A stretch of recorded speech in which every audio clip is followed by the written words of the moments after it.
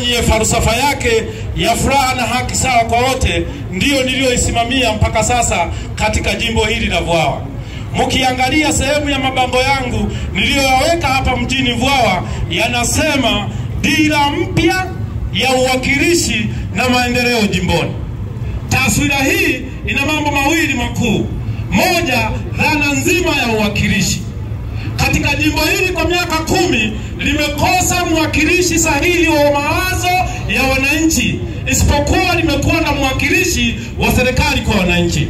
Jambo ambalo limejidhihirisha katika maeneo mbalimbali ambayo viongozi wa kitaifa wakifika katika mji wetu wa Vwawa, aliyekuwa mbunge akihojiwa nini kinahitajika katika jimbo lako, amesema jimbo hili mambo yote yako 100%.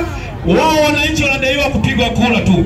Jambo ambalo chama cha wananchi kafu tumelichukulia kama ni dhiaka na dharau kwa wananchi wanaokutuma kuwawakilisha. Mbunge sahihi wa wananchi anayewakilisha wananchi, ukiangalia hali halisi ya jimbo la Vwawa, huwezi kusubutu hata kidogo kwamba wananchi wa jimbo la Vwawa shida zao zote zimekamilika. Ukizunguka maeneo ya hapa Vwawa utaona watu wana huzuni katika biashara, watu wana huzuni katika miundombinu, watu wana huzuni katika maeneo ya utoaji huduma, mojawapo zikiwa barabara. Biashara zimedumaa, zimekakamaa, zimepigwa pingu kwa sababu ya maono mabovu na uwakilishi duni wa mawazo ya wananchi katika ngazi za mamlaka zinazoweza kutatua changamoto hizo.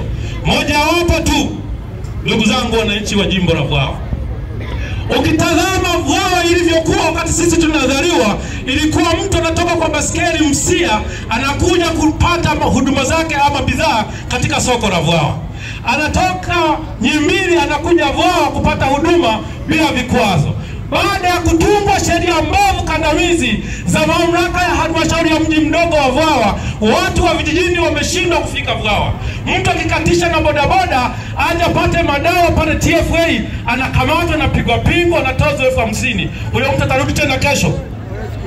Anaenda nyumbani na wahadisia shida na changamoto aliyokumbana nayo, wote wanaiga hawaji Vwawa. Soko la Vwawa limedumaa. Mheshimiwa Rais mgombea, nimepita katika soko la Vwawa, nimezungumza na changamoto na kuzitambua changamoto za wananchi wa jimbo la Vwawa katika soko hili. Nimemkuta mama mmoja ambaye ukifanya valuation ya haraka duka lake lina thamani ya milioni kama 8. Anakuambia tangu asubuhi mpaka jioni ameuza 35,000. Anahitaji alipe kodi, umeme, aishi. Shida ni nini?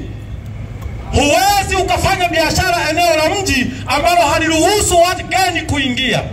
Kuweka zile roundabout ambazo zimetungwa katika mazingira ya sheria kandamizi ni kufifisha maono na mtazamo wa uwekezaji kibiashara katika mji wa Vwawa.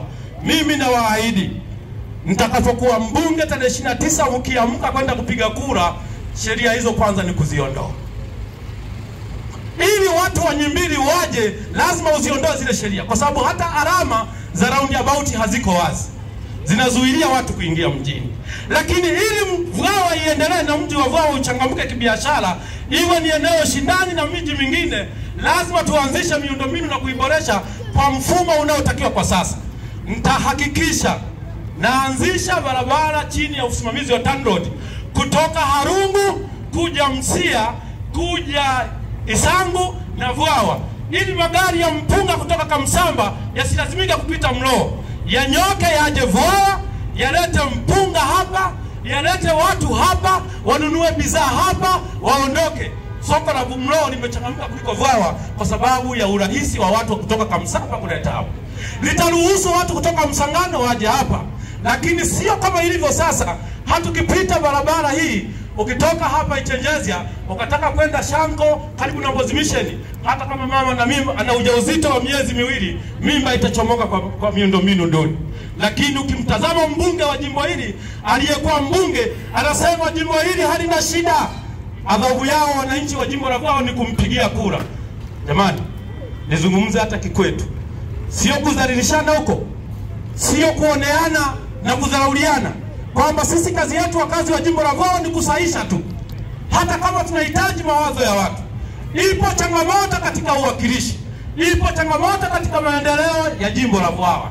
Na wahakikishie kupitia chama cha wananchi kafu, chama kinachohakikisha furaha na haki sawa kwa wote, na mimi nitahakikisha katika jimbo hili furaha inabadilika na furaha inawafikia watu wa jimbo la Vwawa katika dhana nzima ya uwakilishi na maendeleo ya jimbo. Ndugu zangu, kama Mheshimiwa Rais mgombea angenipa nafasi zaidi, nayo mengi ya kusema. Naomba nikuibie dakika 2 zingine za ziada. Ndugu zangu wakazi wa jimbo hili la Vwawa, ukipita maeneo yote ya jimbo hili, aliyekuwa mbunge ina maana hajawahi kuchaguliwa na wananchi. Maeneo yote wamemkataa. Nimeenda Nyimbili, nimewasikiliza wananchi wanachosema. Nimeenda Ihanda, wanasema waliwaahidi kituo cha afya ambacho kihakika hana uwezo wake kukifikisha pale, wanalia. Nimeenda Msia, hivyo hivyo. Kimsingi aliyekuwa mbunge hajawahi kuchaguliwa na wananchi. Na ninyi ni mashahidi. Ni waombeni tarehe 29 kwenda kumchagua Enock Mwarukasa awe mbunge wa jimbo la Vwawa. Nawaambieni, hakuna sababu ya kugombana naye, hakuna sababu ya kutukana naye, wala hakuna sababu ya kumtukana mtu yote wa Chama cha Mapinduzi. Imefika hatua ya sisi kuandamana kupiga kura. Na jukumu letu sisi. Twende tukapige kura tarehe 29. Wapo wagombea wengi, lakini mimi nimejidhihirisha kwenu kwamba niko katika maisha inayoishi ninyi, naijua dhana nzima ya uwakilishi inayostahili mtu aende nayo katika bunge la Jamhuri ya Muungano wa Tanzania, kuwawakilisha wananchi. Na siku zote niwaambie, mara nyingi mtu akifanya kazi moja akaizoelea, anaichukulia kama ni kazi ya nyumbani kwake. Hii ni fedhea, kwani hatujazaa, kwani hatuna watu tulio na uwezo kufanya kazi ya kibunge. Miaka 10, ndugu zangu niwaambie kwa kilugha yetu ya Kinyia, ing'ombe ngeye hadi mama hakumi tukukaranyaga mweli kugospa ingafwira mwijoko temumo. Kwa hiyo miaka 10 inatosha mtu kuwa mwakilishi wa wananchi, na bahati mbaya miaka yote amekuwa kihozi kwa kutumia ubabe na nguvu kunyang'anya. Sanduku la kura la mwaka huu ni la Mwarukasa jamani. Hakuna sababu ya kukataa kwenda kupiga kura, tena tukapige kura. Ndugu zangu, ninayo mengi ya kuambie. Mara baada ya mgombea urais kumaliza salamu zake hapa, nitarudi stendi ya malori pale saa 10 kumalizia nusu saa au saa 1 ya mkutano wa kisheria. Nitaenda kuwaelezea zaidi ya haya niliyosema sasa. Asanteni sana. Naomba msikilize mgombea urais namna gani nitashirikiana naye kuhakikisha maendeleo na udhana ya uwakilishi katika jimbo la Vwawa yanakamilika kwa 100%. Asanteni sana.